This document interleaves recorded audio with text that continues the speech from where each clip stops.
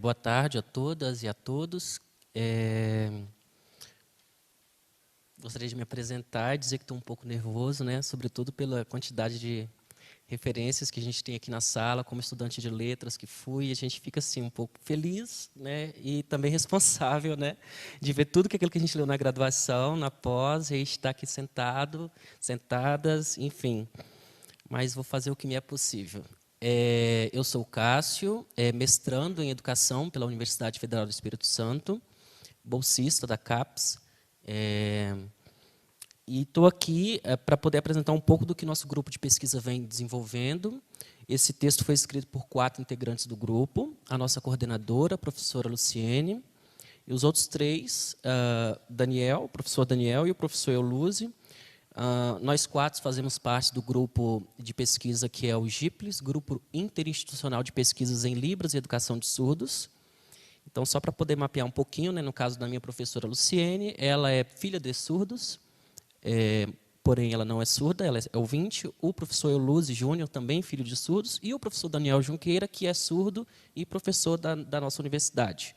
Eu sou tradutor e intérprete de língua de sinais e estou desenvolvendo a pesquisa agora da formação desses profissionais aí, através aí de estudos que têm como referência os estudos Foucaultianos em educação, que é a matriz teórica pela qual a nossa coordenadora de grupo se orienta e que a gente também vai trilhando junto com ela. Com exceção do Luz Júnior, que tem um sociólogo Norbert Elias, para poder traçar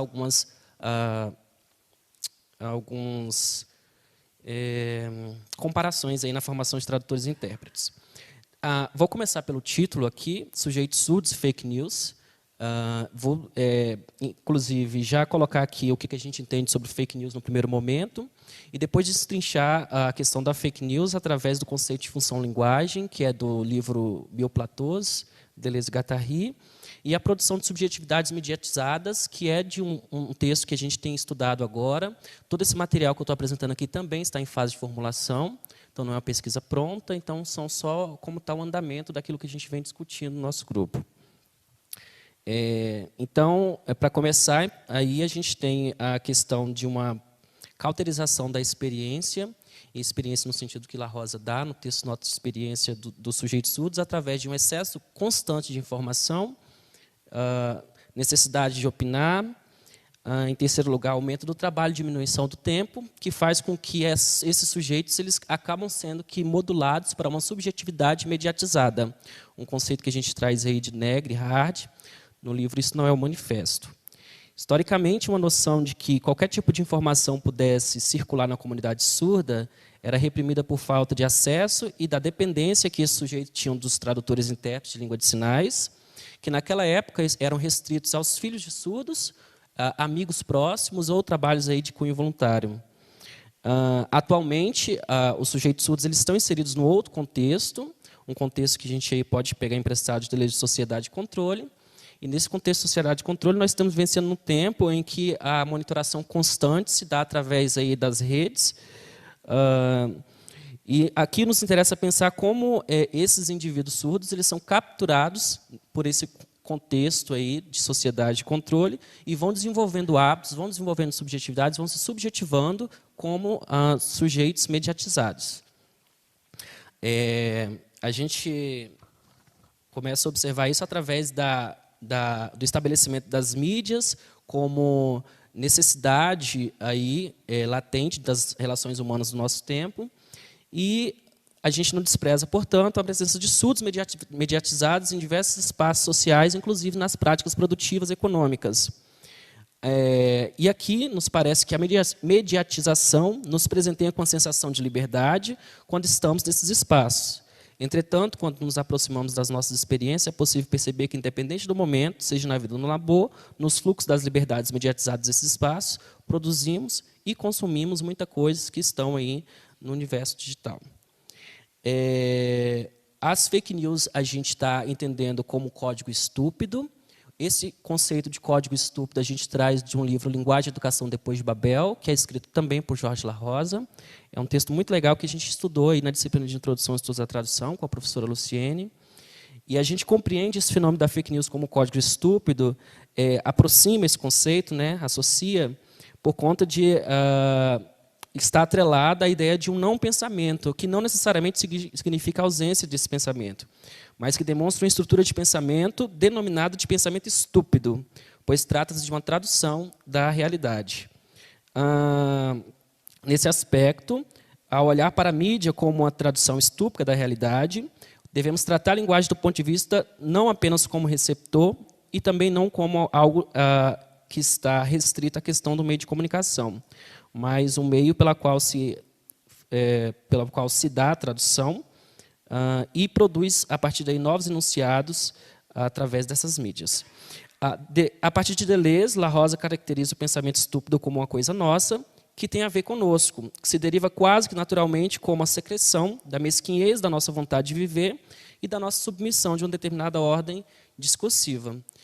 Daí, nesse sentido, a gente deve se libertar dessa moral mesquinha do pensamento, enfrentando a estupidez, sabendo que, enfrentando essa estupidez, esse pensamento estúpido, estamos enfrentando a nós mesmos.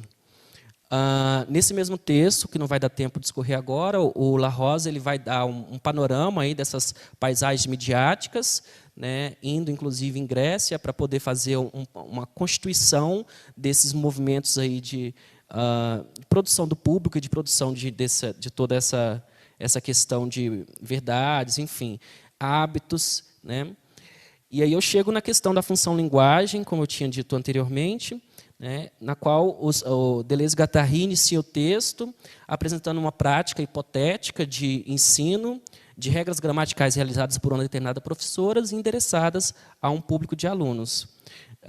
Nesse texto, os autores observam que a máquina do ensino obrigatório não comunica informações, mas impõe à criança coordenadas semióticas com todas as bases duais da gramática, masculino, feminino, plural, singular, sujeito denunciado, sujeito de denunciação, etc. Então, nesse sentido, a unidade elementar da linguagem enunciada é a palavra de ordem, que define muito bem o que deve ser observado e deve ser guardado. Os autores, né, abre aspas, dizem: palavras não são ferramentas, mas damos às crianças linguagens, canetas e cadernos, assim como damos pás e picaretas aos operários. E aí fecha aspas. Não vai dar tempo também de destrinchar o conceito, porque o meu tempo já está acabando, mas desse conceito aí da função linguagem, através das palavras de ordem, a gente chega aí do que os autores também vão chamar de transformações incorpóreas. Nesse ponto eu gostaria de dar um pouquinho mais de atenção, que a gente entende corpo aqui não necessariamente como materialidade do corpo em si, mas também corpos como corpo moral, corpos como alma, corpos como subjetividade.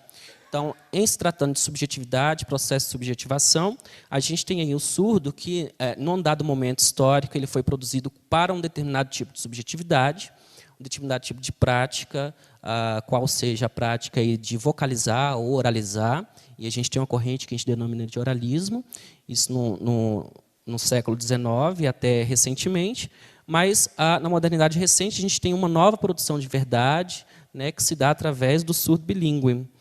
Outros exemplos dessa transformação incorpórea, né, que os autores, no caso, vão trazer, voltando para Deleuze-Guattari, é a sentença que transforma o acusado em condenado, comer pão e beber vinho, passageiros em reféns num determinado voo, por exemplo, em qual eles são acometidos aí. O corpo-avião, no corpo-prisão também, são exemplos de transformações incorpóreas.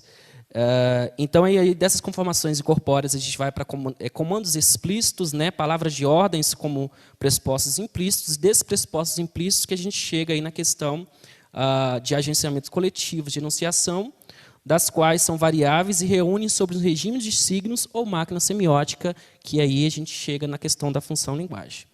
Eu só tenho um minuto para falar, então vou fazer como a colega fez ali, pegar emprestado a esperteza, não sei como posso dizer assim, mas como somos todos da área da educação, a gente também tem uma reflexão do que deve ser feito da área da educação, né? Não só no quesito da educação de surdos, mas como pesquisadores, pesquisadora da área da educação, né? Traçar uma linha de fuga através da educação do olhar, da educação da atenção do sujeito, que é um texto que é de Machelen. Eu não sei se fala Machelen, Maskelen, já vi várias formas de falar. É isso que eu tinha para trazer para vocês. Obrigado.